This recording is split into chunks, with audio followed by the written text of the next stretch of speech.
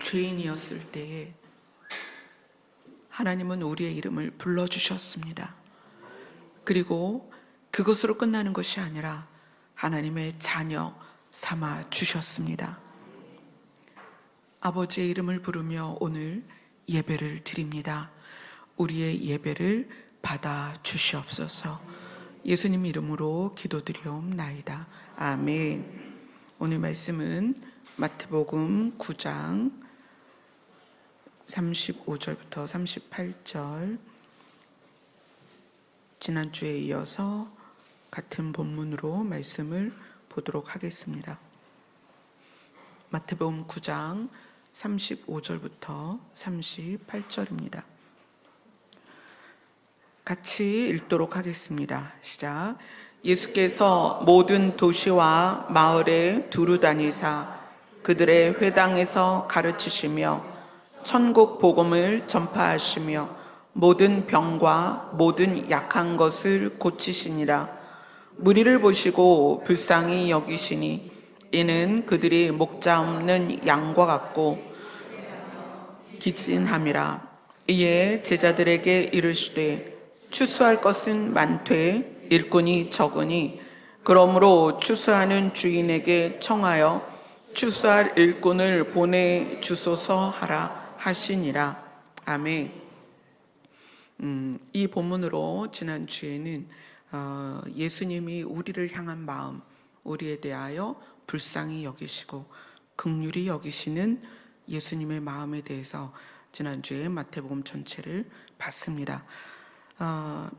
그렇다면 예수님을 보낸 하나님의 마음은 어떻겠냐는 거예요. 예수님을 왜 보내셨고 우리는 왜 예수님의 이름으로 기도를 하고 우리는 왜 말씀을 통해서 예수님의 말씀을 지금 이렇게 보고 있는가. 그래서 무리를 보시고 불쌍히 여기시는 예수님을 보내신 하나님의 마음을 우리가 창세기에서 우선 보도록 하겠습니다. 자, 창세기 2장으로 갑니다.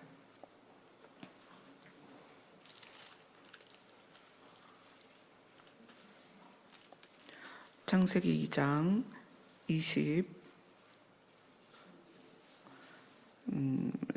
25절 한 절만 보겠습니다. 창세기 2장 25절 같이 읽습니다. 시작. 아담과 그의 아내 두 사람이 벌거벗었으나 부끄러워하지 아니하니라. 아담과 하와가 에덴에 있을 때 그들이 벌거벗었지만 그들은 부끄러워하지 않았다. 다른 성경에서는 수치스러워하지 않았다. 그 이야기는 뭐냐면 모든 조건이 갖추어져서 결핍이 없었다는 게 아니에요. 그들은 그들 자체가 하나님이 지으신 그들 자체가 하나님의 형상대로 지음을 받았기 때문에 그 안에 결핍이 없었습니다. 그러니까 부족을 느끼지 않았고 또 부족한 것이 열등감으로 나타나지 않았습니다. 그러니까 우리랑 굉장히 다르죠. 우리는 결핍이 굉장히 크고요. 열등감도 있고 수치심도 있고 두려움이 있습니다. 그런데 아담과 하와는 에덴에서 하나님의 형상대로 지음받은 그 상태에서 에덴의 모든 게 충족되어서가 아니에요. 그때는 핸드폰도 없었고, 그죠? 유튜브도 없었고, 그런 게 없을 때예요. 뭐 아파트가 있었던 것도 아니에요. 지금 여러분이 타고 다니는 좋은 승용차도 있지 않았습니다. 그런데 아담과 하와는 아무것도 내 것이라고 소유한 게 없었지만 결핍이 없었다는 거예요. 왜냐? 하나님의 형상대로 지음받았기 때문에. 그 순수함, 그 순수성, 오염되지 않은 그것 자체가 결핍이 없었다는 거예요. 그래서 두 사람은 수치스러움도 없고 부끄러움도 없고 두려움도 없었습니다. 자, 그러나 창세기 3장으로 가면 이제 아담과 하와는 선악을 알게 하는 열매를 먹습니다. 그리고 나서 그들의 심리가 바뀌죠. 3장 10절을 같이 읽습니다. 시작. 이르되 내가 동산에서 하나님의 소리를 듣고 내가 벗었으므로 두려워하여 숨었나이다. 선악과를 먹기 전에는 동산을 거닐며 하나님이 하시는 일들을 보고 하나님을 경험하되 두려움이 없었습니다. 그런데 선악을 알게 하는 열매를 먹고 뱀은 그렇게 말했죠. 너 하나님처럼 될 수 있어. 그러나 하나님처럼 된 거는 선악을 알게 된 거예요. 그런데 하나님과 다른 것은 선악을 알게 된 사람은 수치심과 두려움을 느끼게 됐다는 거예요. 그래서 아담과 하와는 그렇게 얘기해요. 내가 벗었으므로 이것이 수치스럽고 그 다음에 두려움이 느껴져서 숨었나이다. 누구를 피한 거예요? 하나님을 피했다. 나는 하나님을 피했습니다. 3장 21절로 갑니다.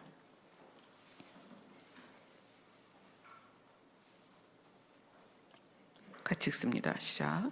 여호와 하나님이 아담과 그의 아내를 위하여 가죽옷을 지어 입히시느니라.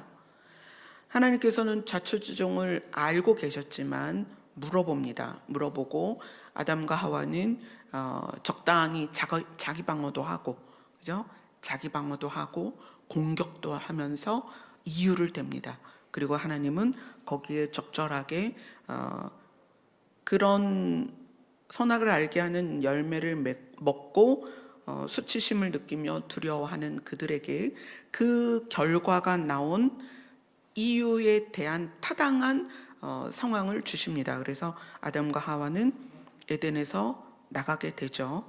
그리고 서로 원망하며 사는 삶의 시작이 됩니다. 그런데 하나님께서는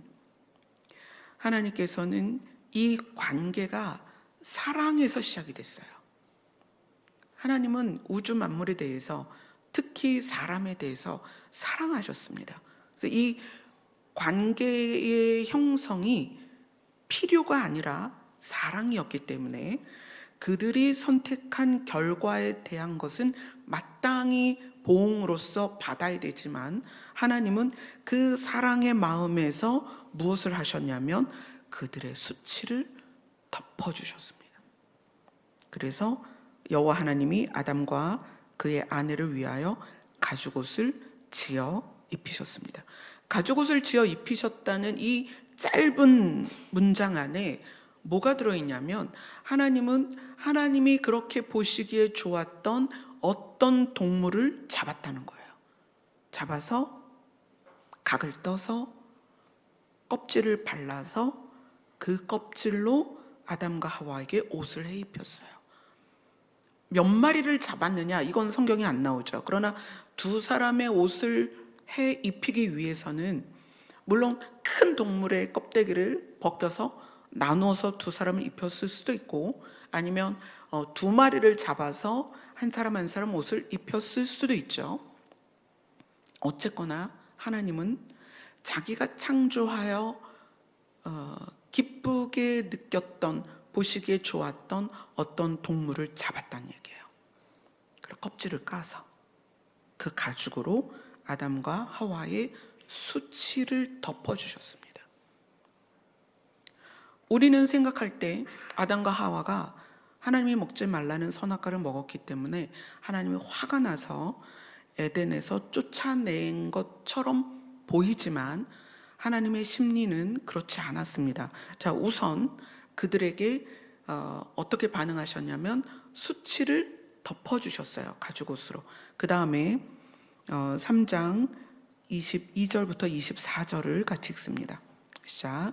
여호와 하나님이 이르시되 보라, 이 사람이 선악을 아는 일에 우리 중 하나같이 되었으니 그가 그의 손을 들어 생명나무 열매도 따먹고 영생할까 하노라 하시고 여호와 하나님이 에덴 동산에서 그를 내보내어 그의 근원이 된 땅을 갈게 하시니라. 이같이 하나님이 그 사람을 쫓아내시고 에덴 동산 동쪽에 그룹들과 두루 도는 불칼을 두어 생명나무의 길을 지키게 하시니라. 요 세 절 22절부터 24절까지 이 내용 안에 우리가 표면적으로 이거를 쭉 읽으면 하나님이 아담과 하와가 선악과를 먹고 죄를 지었기 때문에 생명나무 열매를 먹고 영생할까봐 쫓아냈다. 이제 표면적인 건 그래요. 그러나 이 안에 내면적인 하나님의 마음은 뭐냐면 이렇게 얘기해요. 하나님이 이 두 사람이 선악을 아는 일에 우리처럼 되었다. 그러니까 이 우리라는 것은 처음에 천지를 창조하실 때 우리가 우리의 형상대로, 그러니까 하나님이 성부 하나님도 계시고 성자 하나님도 계시고 하나님의 영도 계시는데 그 성령이 하나님이 부리시는 7 영도 있단 말이에요. 그러니까 하나님이 신으로서 존재하시는 여러 형태를 이야기를 하는 거예요. 이 두 사람이 선악을 아는 일에 우리 중 하나같이 되었다. 그 얘기는 사람이 선과 악을 알게 되었다. 무엇이 선한 것인지 무엇이 악한 것인지 알게 되었다. 그런데 그들이 선과 악을 아는 상태에서 문제가 뭐냐면 악을 선택했을 때 나타나는 현상이 죄예요. 죄. 그런데 사람은 악을 선택하고 죄를 짓는 것에 대해서 죄를 다스릴 능력이 없었다는 거예요. 그 상태에서 선과 악을 알게 됐는데 악을 선택하고 죄를 다스리지 못하는 그들이 생명나무의 열매를 먹으면 그 상태에서 영생을 한다는 거예요. 자, 기본적으로 하나님은 우리를 사랑하십니다. 근데 하나님이 우리를 사랑하시는데 우리가 선과 악을 아는 상태에서 악을 선택하고 죄를 다스리지 못하는 우리의 성품을 아시는 하나님이 이 상태로 영생하면 안 된다는 걸 아시는 거예요. 이 상태로 영생하면 우리는 죄인으로 영생하는 거예요. 누구랑 똑같을까요? 사탄과 똑같은 거예요. 죄 짓는 사탄이랑 똑같은 거예요. 죄인으로 영생하는 거예요. 그래서 하나님은 우리가 죄를 다스리지 못하는 우리를 생명나무 열매를 따먹고 영생할까 하고 에덴 동산에서 그들을 내보낸 거예요. 에덴 동산에서 내보낸 이유는 그 에덴 안에 생명나무가 있었기 때문이에요. 나중에 새하늘과 새 땅에 가면 생명나무가 있습니다. 거기선 그걸 먹어요, 안 먹어요? 먹죠. 왜죠? 악이 제하여졌고, 그죠? 사단이 불못에 들어갔고, 우리는 구별되어져서 의인으로 그 새하늘과 새 땅에 들어갔기 때문에 거기서는 생명나무의 열매를 먹습니다. 그런데 아담과 하와는 또 우리가 이제 막 에덴 동산을 찾아가지고 그 안을 막 들어가서 생명나무 열매를 먹으면 우리는 죄를 다스리지 못하는 우리의 성품대로 영생하게 된다는 거예요. 그래서 하나님께서 에덴 동산에서 그들을 내보내고 그의 근원이 된 땅을 갈게 하셨다. 이게 이제 나중에 밭의 비유로 예수님이 말씀하시는데 우리가 죄를 다스릴 수 있을 수 있도록 그런 삶을 살게 하신다는 거예요. 그리고 24절에 보면 에덴 동산 동쪽에 그룹들과 천사들과 두루 도는 불칼을 두어서 생명나무의 길을 지켜서 사람들이 생명나무에 접근하지 못하게 했다. 왜냐하면 사람이 죄를 다스리지 못하는 우리가 생명나무의 열매를 먹고 영생하면 우리는 사탄 같은 존재라는 거예요. 그것에 대해서 4장으로 넘어갑니다. 4장 15절, 4장 15절 같이 읽습니다. 시작. 여호와께서 그에게 이르시되 그렇지 아니하다. 가인을 죽이는 자는 벌을 7배나 받으리라 하고 가인에게 표를 주어 죽임을 면하게 하시니라. 자, 가인은 어떤 사람이에요? 가인은 죄를 다스리지 못하는, 그래서 그 죄를 다스리지 못해서 자기의 형제를 죽인 인류 최초의 살인자예요. 그래서 4장 7절을 보면 4장 7절을 같이 읽습니다. 시작. 내가 선을 행하면 어찌 낯을 들지 못하겠느냐? 선을 행하지 아니하면 죄가 문에 엎드려 있느니라. 죄가 너를 원하나 너는 죄를 다스릴지니라. 가인은 죄를 다스릴 수 없었고 선을 행하지 않았습니다. 그래서 자기 동생을 죽였고 인류 최초의 살인자가 됐습니다. 그런데 그러함에도 불구하고 여호와를 찾아온 가인에게, 그러니까 가인이 하나님을 향하여 내가 동생을 죽인 것에 대한 벌은 마땅히 받겠습니다. 그런데 두렵습니다. 만나는, 그러니까 사람들은 생각할 때 아담과 하와, 가인과 아벨밖에 없었는데 누가 가인을 죽이려 하겠는가 하는데, 사실 아담과 하와는 굉장히 많은 자녀들을 낳았고 그때는 그 자녀들 안에서 계속 사람이 번성해 나갈 때였습니다. 그래서 이 죽임을 당할 거라는 이 두려움은 자기와 아벨 외의 형제들이 아벨의 보복을 할까봐 두려웠던 거예요. 그런데 하나님께서 죽임을 면하게 하셨습니다. 우리는 하나님에 대해서 내가 죄 지으면 당장 몽둥이 들고 쫓아오시는 그런 분으로 많이 인식되어져 있습니다. 그래서 주일날 예배 안 드리고 어디 가면 뭐 교통사고가 난다느니, 뭐 11조 띄어먹으면 사업이 망한다느니 막 우리는 그런 식의 정죄와 두려움을 교회에서 받았었습니다. 그런데 창세기 초반에 나오는 하나님의 모습은 그렇지 않아요. 하나님은 선과 악이 있을 때에 선도 알고 악도 알았지만 하나님은 선을 선택하는 분입니다. 그리고 그 선으로 우리를 향해 다가오시는 분이에요. 여러분들 그걸 아셔야 됩니다. 하나님이 그러한 분이기 때문에 그 선을 사용하여 보내신 분이 예수님이라는 거예요. 구약시대의 율법은 죄를 다스리기 위해 주셨습니다. 그런데 우리는 여전히 이기적이고 자기중심적이고 자기만을 알기 때문에 죄를 다스리기 위한 그 율법, 그래서 그 율법의 핵심은 뭐냐면 하나님을 사랑하고 사람을 사랑하는 거예요. 근데 우리가 죄를 다스리지 못하니까 사람을 사랑하지 않는단 말이에요. 우리의 죄가 해결이 안 돼요. 그래서 예수님이 결국 누구를 보내세요? 아들을 보내셨다는 거예요. 자, 그래서 오늘 본문으로 다시 돌아갑니다. 자, 마태복음 7장, 마태복음 9장. 오늘 본문을 보면 예수님의 사역하는 모든 마을과 도시에서 하나님의 나라 복음을 전파하시며 그 하나님의 나라 복음을 소유하지 못해서 병든 연약한 영적인 상태를 보셨다는 거예요.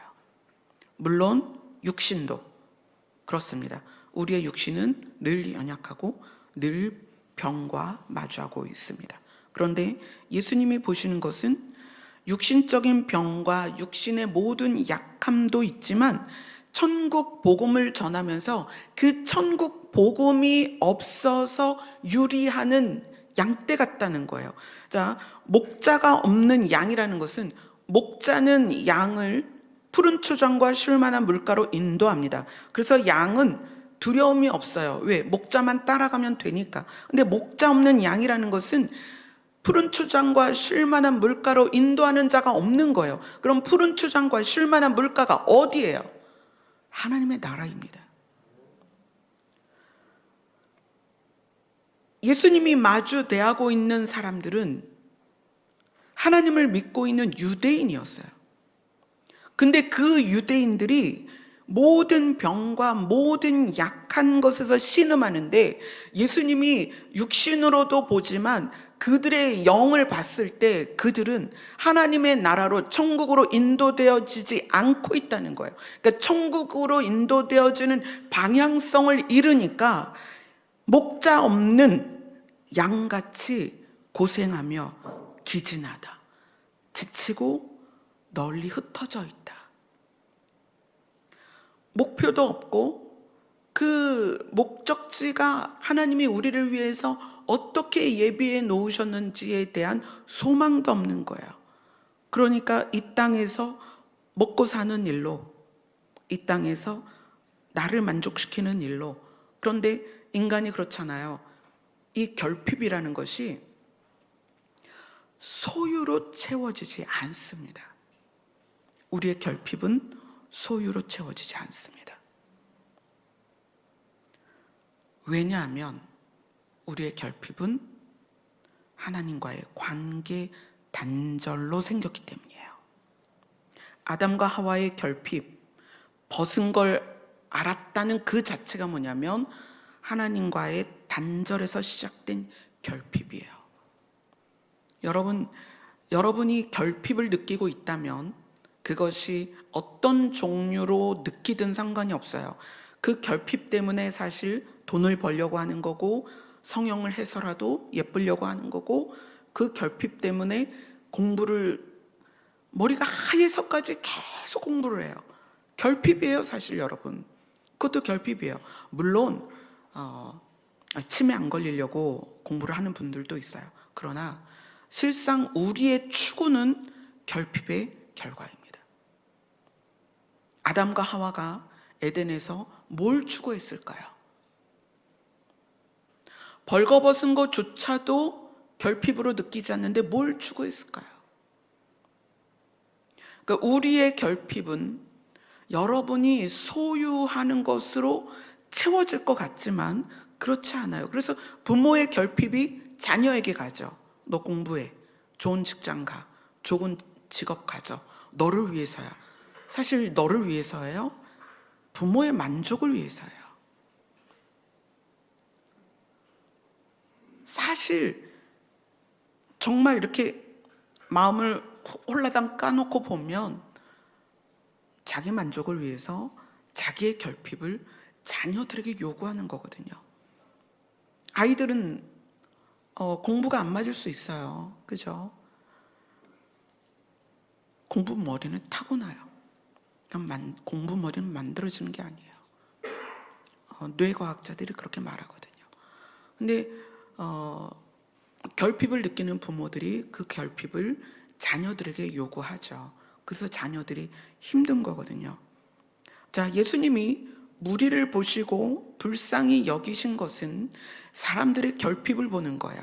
하나님과 단절되고, 하나님과의 단절이 무엇으로 연결되냐면 하나님의 나라에 대한 것을 모르고 있다는 거예요. 그것을 추구하지 못하고 있고요, 그 길을 가지 못하고 있고, 하나님이 인도하시는 그 길을 바라보지 못하고 있는 거예요. 그래서 예수님이 이렇게 제자들에게 말씀하시는 거예요. 마태복음 9장 37절 38절 같이 읽습니다. 시작. 이에 제자들에게 이르시되 추수할 것은 많되 일꾼이 적으니 그러므로 추수하는 주인에게 청하여 추수할 일꾼들을 보내주소서 하라 하시니라.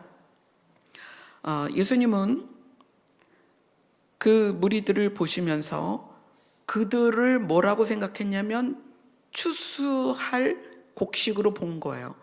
추수할 것은 많은데 일꾼이 적다. 그럼 그 일꾼은 뭐 하는 사람들이겠어요? 그 무리를 목자 없는 양같이 고생하며 기진한 그들을 인도해야 되겠죠. 그죠? 추수할 것은 많은데 일꾼이 적으니 그러므로 추수하는 주인에게 청하여 추수할 일꾼들을 보내주소서 하라. 기도하라는 거예요.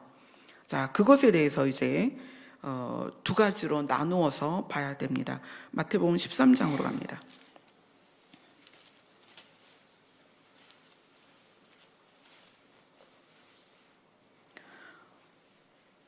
추수할 일꾼을 두 개의 개념으로 봐야 됩니다. 첫 번째는 마태복음 13장 29절에서 30절입니다. 같이 읽습니다. 시작. 주인이 이르되 가만두라. 가라지를 뽑다가 곡식까지 뽑을까 염려하노라. 둘 다 추수 때까지 함께 자라게 두라. 추수 때에 내가 추수꾼들에게 말하기를 가라지는 먼저 가둬 불사르게 단으로 묶고 곡식은 모아 내 곡간에 넣으리라. 예수님이 사실 이 13장 전체를 봐야 되는데 이 부분은 나중에 따로 제가 다루어 드리도록 하겠습니다. 예수님께서 곡식, 알곡과 가라지들이 밭에서 자라는 그 상태에서 이제 제자들에게 얘기해요. 둘 다 추수 때까지 함께 자라게 두라. 추수 때에 내가 추수꾼들에게 말하기를 가라지는 먼저 거두어서 불사르게 단으로 묶고 곡식은 모아 내 곡간에 넣으리라. 그래서 가라지, 여기서의 가라지는 잡초입니다. 먹을 수 없는 거예요. 잡초는 불사르게 단으로 묶고 그 다음에 가라지는 곡간에 넣습니다. 곡간에 넣습니다. 이 부분을 13장 37절부터 보겠습니다. 37절부터 42절입니다. 시작. 대답하여 이르시되 좋은 씨를 뿌리는 이는 인자요 밭은 세상이요 좋은 씨는 천국의 아들들이요 가라지는 악한 자의 아들들이요 가라지를 뿌린 원수는 마귀요 추수 때는 세상 끝이라 추수꾼은 천사들이니 그런즉 가라지를 거두어 불에 사르는 것 같이 세상 끝에도 그러하리라. 인자가 그 천사들을 보내리니 그들이 그 나라에서 모든 넘어지게 하는 것과 또 불법은 행하는 자들을 거두어내어 풀무불에 던져 넣으리니 거기서 울며 이를 갈게 되리라. 자, 여기 이 두 부분을 읽은 것에서 이 두 부분에서 우리가 뭘 알 수 있냐면 여기서의 추수꾼은 누구다? 37절에 추수꾼은 누구다? 천사다. 이렇게 나오죠. 그리고 그 추수꾼은 천사고 그 추수꾼이 가라지를 거두었을 때는 어떻게 한다? 불에 사른다.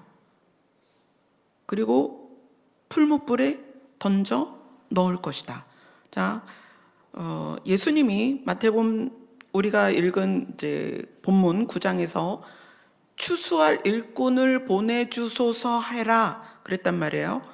추수할 일꾼을 보내주소서 하라. 그런데 마태복음 13장에서는 추수꾼에 대하여 예수님이 말씀하시는데 이 추수꾼들은 알곡은 모아 곡간에 넣고 잡초, 가라지는 거두어서 불사르게 단으로 묶은 다음에 어디에 던져 넣어요?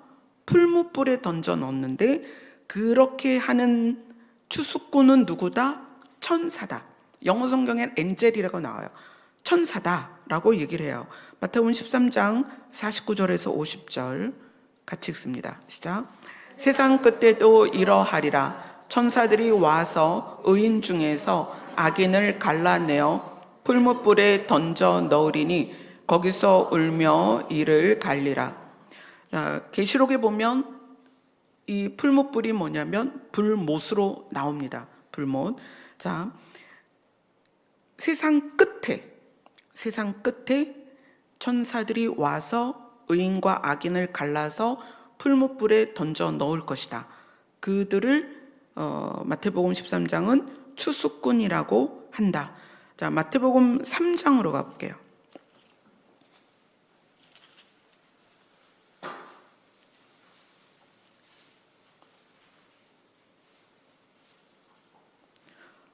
마태복음 3장 12절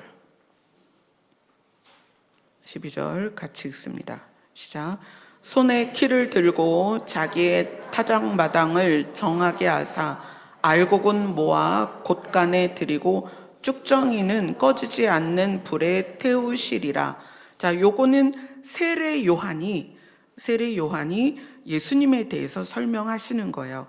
예수님의 타작마당을 정하게 하사 알곡은 모아 곳간에 들이고 쭉정이는 꺼지지 않는 불에 태우시리라. 쭉정이는 잡초이기도 하고 가라지이기도 합니다.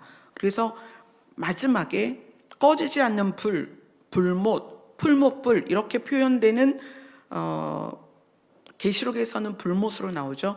그 불못에 쭉정이를 던져 넣는 그리고 잡초, 가라지를 던져 넣는 그 추수꾼은 누구다? 천사다. 자, 그러면 오늘 읽은 마태복음 9장에서 예수님이 제자들에게 추수할 것은 많되 일꾼이 적으니 추수하는 주인에게 청하여 추수할 일꾼을 보내주소서 하라. 이 이야기는 지금 읽은 마태복음 3장과 13장에 나오는 추수꾼하고 연결하면 안 됩니다. 그러면 안 돼요. 자, 최종적인 추수를 통해서 가라지, 쭉정이, 잡초를 불못에 던져 넣는 건 누가 한다? 천사가 한다. 그래서 그 추수꾼은 천사다라고 설명되었죠. 근데 예수님이 지금 여기에서 말하는 추수할 것은 많은데 일꾼이 적다. 저들을 어디로 인도해야 돼요? 푸른 초장과 쉴만한 물가로 인도해야 된다. 목자처럼. 그런데 그런 자들이 없으니 그 주인을 청하여 하나님께 기도해라. 또 추수할 일꾼을 보내는 지금 우리는 예수님의 이름으로 기도하죠. 예수님의 이름으로 기도해서 추수할 일꾼들을 보내달라고 해라. 이 부분은 어디로 가야 되냐면 요한복음으로 가야 됩니다. 요한복음 4장으로 갑니다.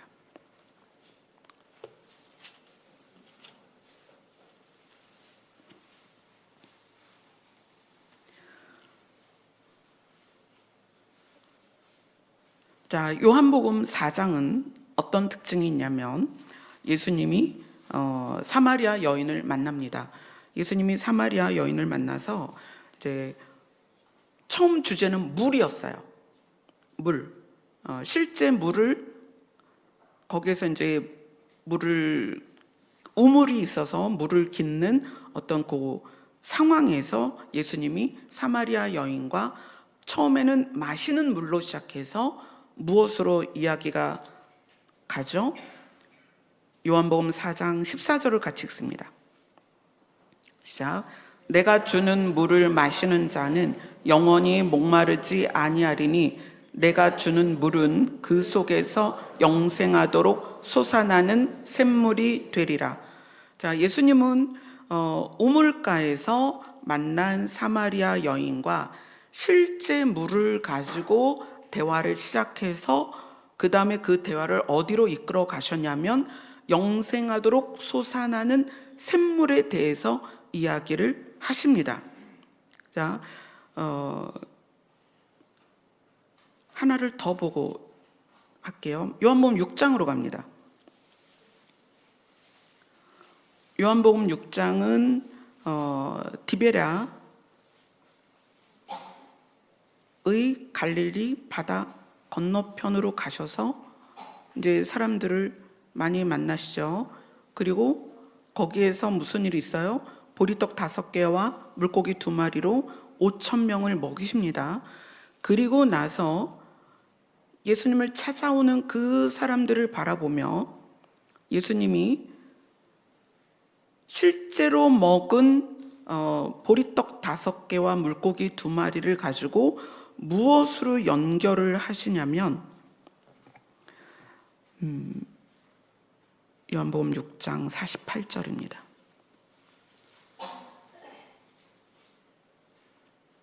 같이 읽습니다. 시작.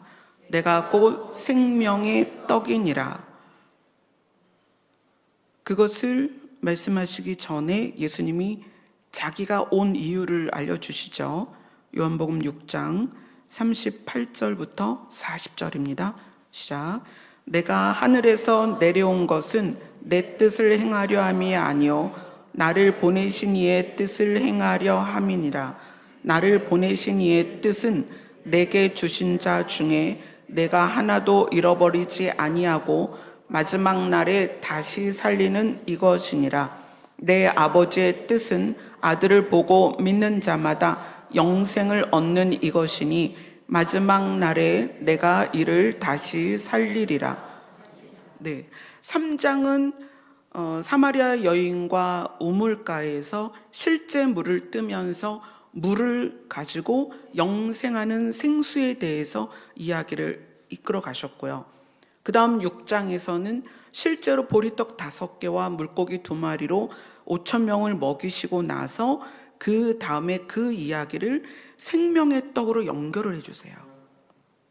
예수님이 이 땅에 오신 것은 우리의 결핍을 해결하시기 위함인데, 우리는 보이는 것으로 결핍을 해결하려고 예수님을 찾지만 예수님은 보이지 않는 생명으로 우리의 결핍을 채우시는 거예요. 아멘. 그런데 요한복음 3장에서 요한복음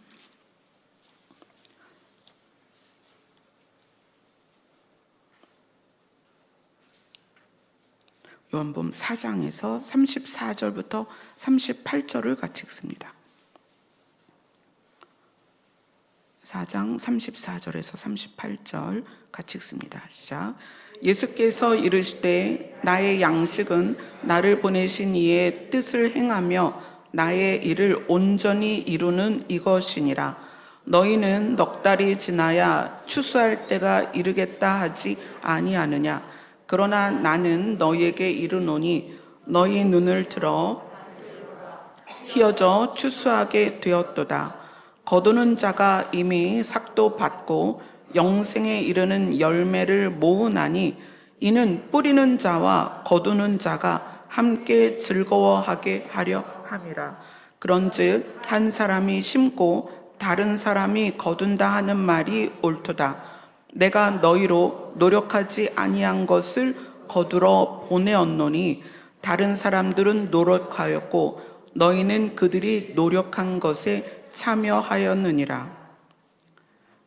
예수님께서 예수님이 먹는 양식은 하나님이 예수님을 보내신 뜻을 이 땅에서 행하고 그 일을 완전하게 이루는 것이다. 나는 그것으로 살아있다. 그죠? 예수님이 먹는 양식. 그러니까 지금 요 내용 전에가 제자들이 예수님이 먹을 걸 이제 수소문하러 다니다가 돌아왔어요. 그래서 뭐라고 말하냐면 라피어 잡수소서 그럽니다. 그게 31절에 나와요. 그러니까 예수님이 나는 니네가 알지 못할 양식이 있어.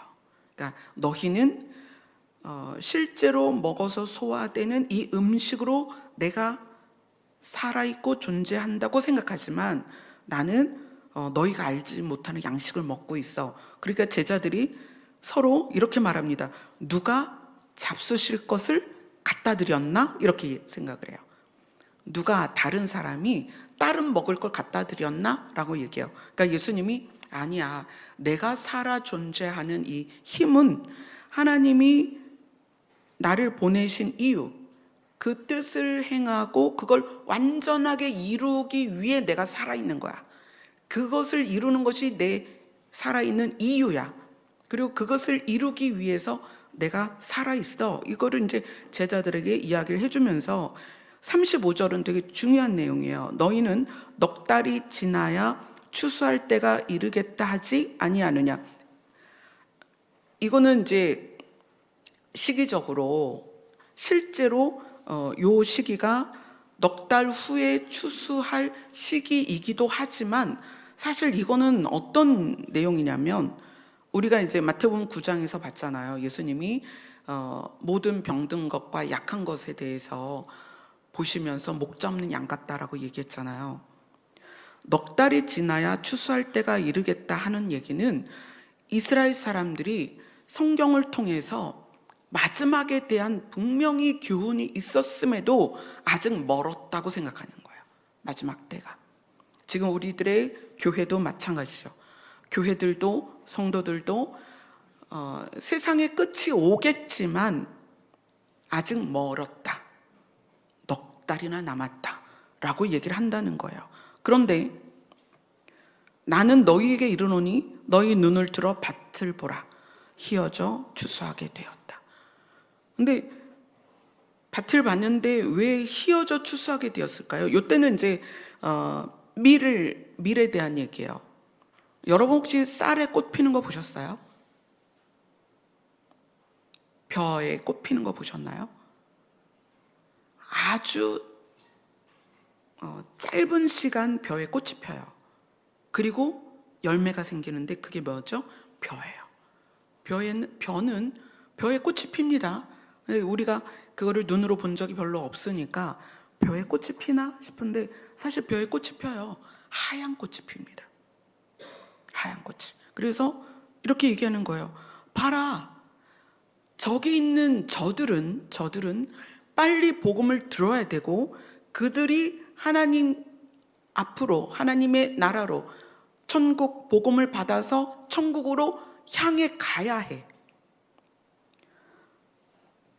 이 추수, 아까 우리가 처음에 봤던 그 추수꾼이 활동하는, 그래서 불못에 가라지 죽정이 잡초를 집어 던지는 그 심판은 세상의 끝입니다.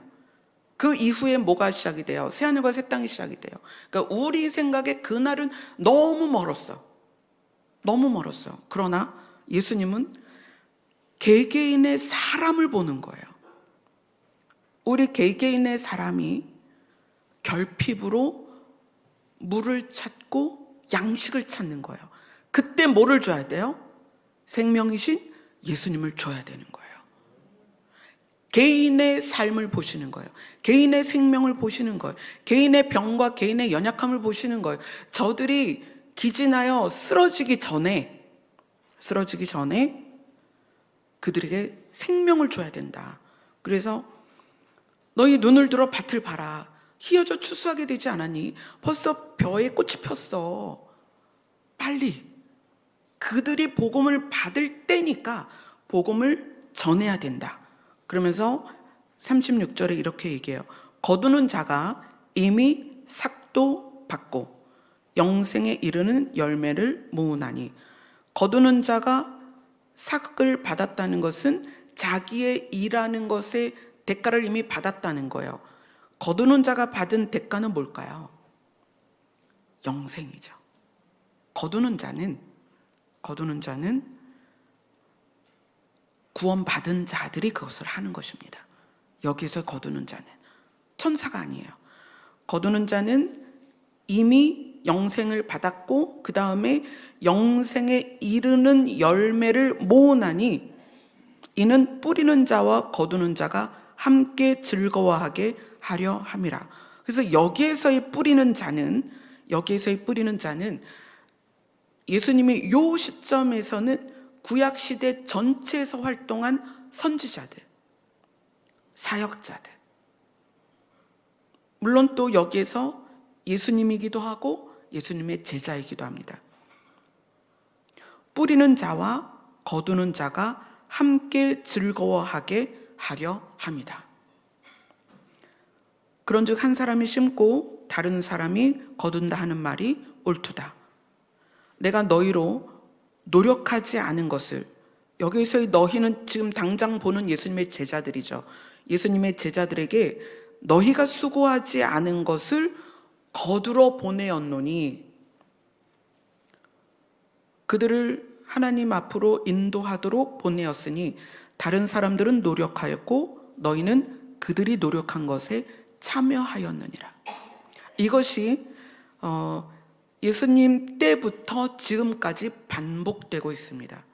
누군가는 천국 복음을 뿌리는 자요. 누군가는 그 사람 안에 복음이 뿌려져서 자라는 동안에 누군가는 거두어서 하나님 앞으로 인도하게 된다는 거예요. 예수님 때도 그렇지만 지금도 우리는 모든 사람들이 결핍 가운데 수치스러워하고 두려워하며 이 땅에서 살아가고 있습니다. 그런데 예수님은 그들이 복음을 받을 만한 때다라고 보시는 거예요. 휘어져 추수하게 되었다.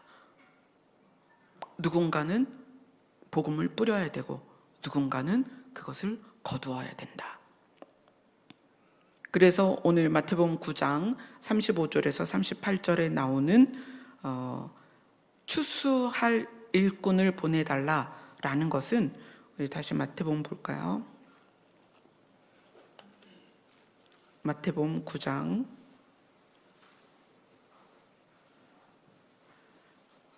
추수할 것은 많은데 일꾼이 적다. 보라, 휘어졌다. 이미 휘어졌고 이제 추수를 하면 된다. 그래서 추수하는 주인에게 청하여 추수할 일꾼들을 보내주소서 하라. 그런데 그 추수할 일꾼들이 가지고 있어야 되는 어떤 조건들이 있습니다. 아무나 추수할 일꾼이 되지는 않습니다. 그것에 대해서 이제 성경이 또 많은 부분 설명을 하고 있습니다.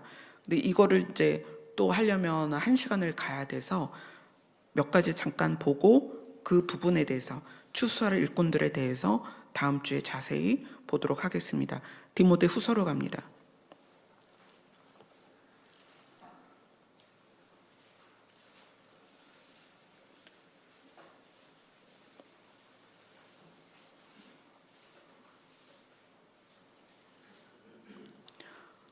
디모데 후서 2장 1절로 6절까지입니다.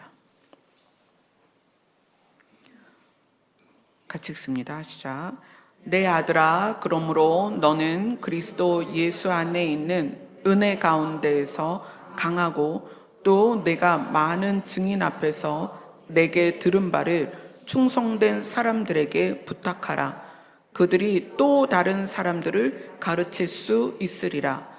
너는 그리스도 예수의 좋은 병사로 나와 함께 고난을 받으라.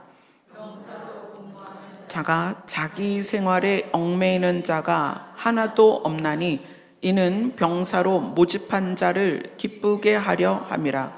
경계하는 자가 법대로 경계하지 아니하면 승리자의 관을 얻지 못할 것이며, 수고하는 농부가 곡식을 먼저 받는 것이 마땅하니라. 자, 바울이 디모데에게 내 아들아, 디모데를 그렇게 부르죠. 내 아들아. 그러면서 너는 3절에 보면 그리스도 예수의 좋은 병사, 너는 그리스도 예수의 좋은 병사로서, 그래서 그 좋은 병사는 모집한 자를 기쁘게 하려 합니다. 예수님의 좋은 병사니까 예수님을 기쁘게 하라는 거죠. 그 다음에 그것을 5절에서는 경기하는 자다 이렇게 표현해요. 그러니까 지금 예수님이 휘어져 추수하게 된, 그리고 목 잡는 양 같은 백성들을 향해서 보내고 싶은 자들을 바울이 지금 설명을 해주는 거예요.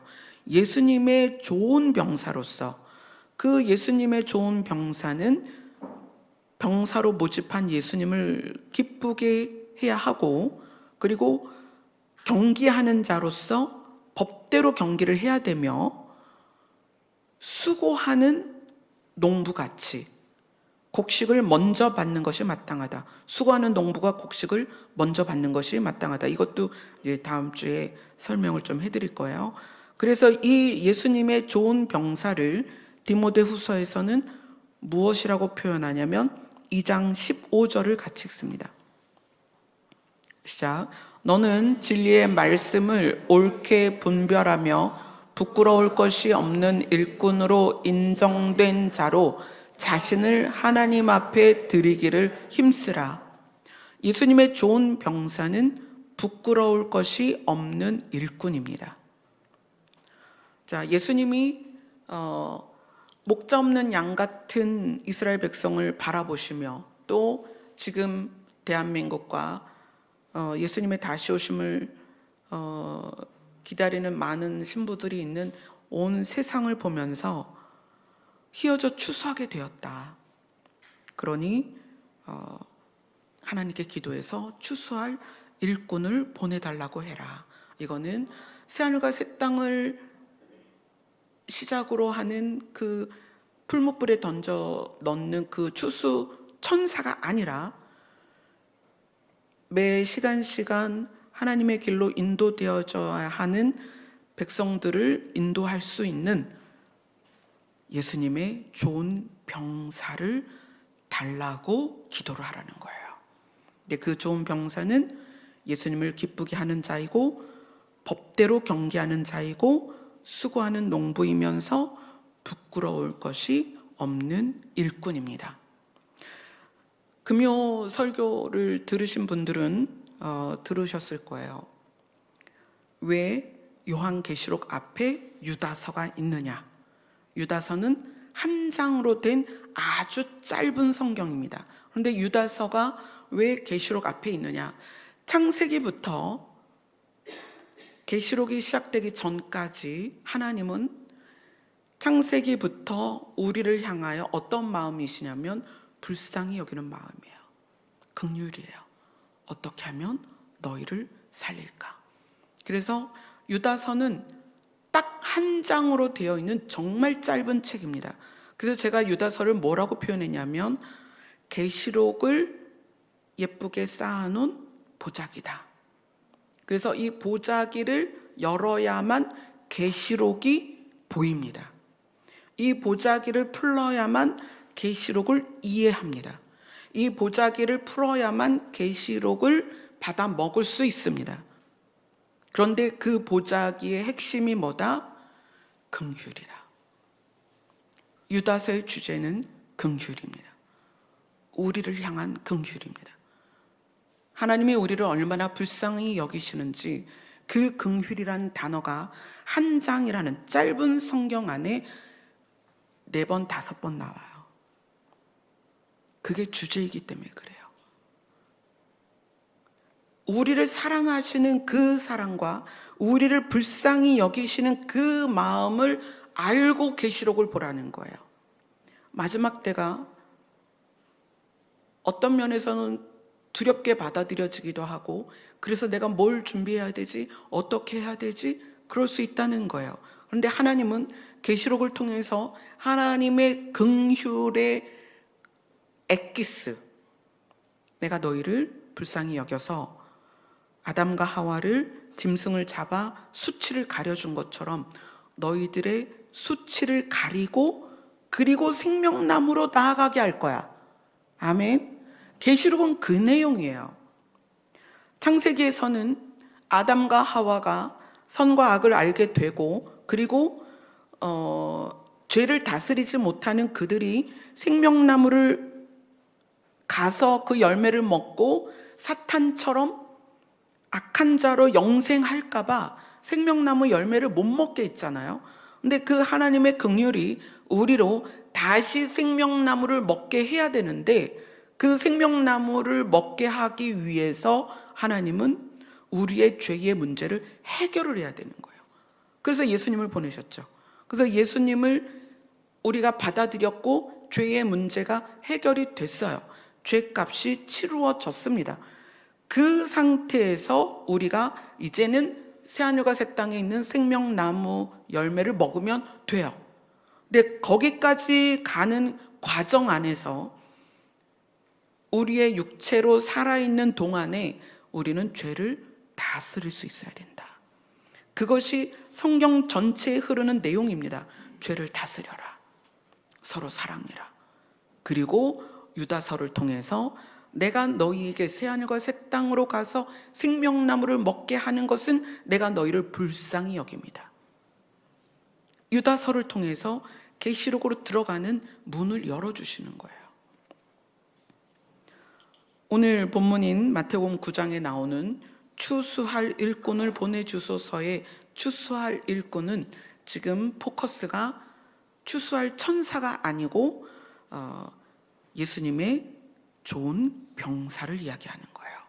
그래서 그 부분을 다음 주에 조금 더 세밀하게 알아보도록 하겠습니다. 기도하겠습니다.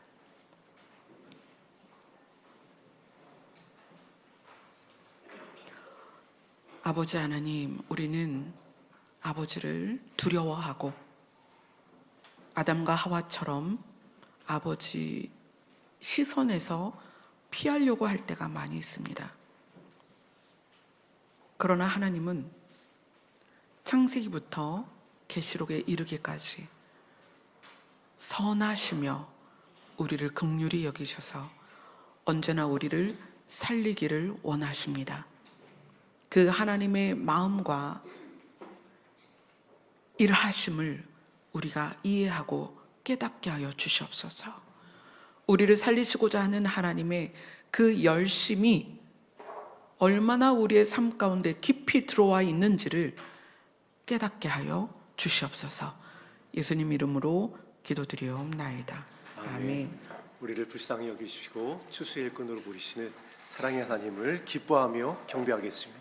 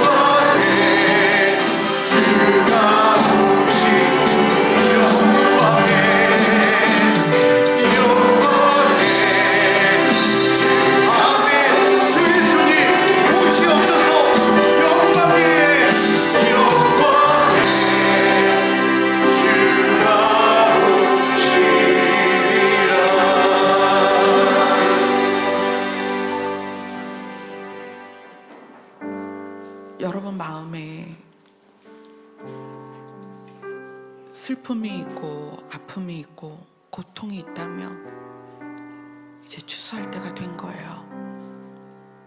예수님께서 천국 복음을 가지고 우리 안에 오셨습니다. 여러분의 결핍이나 여러분의 눈물이나 여러분의 아픔이 이제 예수님의 복음이 싹이 날 때를 알려주는 거예요. 주의 이름을 부르세요. 그분이 여러분의 생명이 되어주실 것이고, 여러분이 어디에서도 찾을 수 없었던 여러분의 결핍을 해결하는 푸른 초장과 쉴만한 물가로 주님이 목자가 되어주실 것입니다. 아멘. 기도하겠습니다.